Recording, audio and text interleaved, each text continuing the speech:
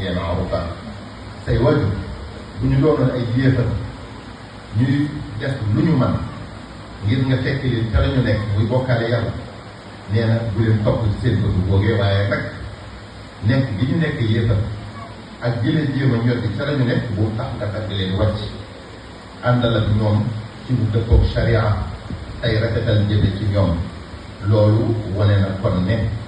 dara warut a tax ngay ñàkk topp say waajur ak di leen doyatal mbokk yi kon nanu jëfe digalal yàlla ci fonk suñuy waajur di jëflanteeg ñoom ci teggin ak xorma yu mat sëkk di nooyal suñu wax ak ñoom bu ñuy wax di leen déglu tey dañu yëkkati suñuy kaddu seen kawi kaddu di dabu seen bànneex ci li neex yàlla lépp loo xam ne suñ kattan ak suñ am man na ko te seenu bëgg bu ngeen ko bañal nanu koy def nañ ko bëgg bokk yi ku say waajur di dund am nga occasion bu rëy ci làq gërëmal yàlla li nga war a wax mooy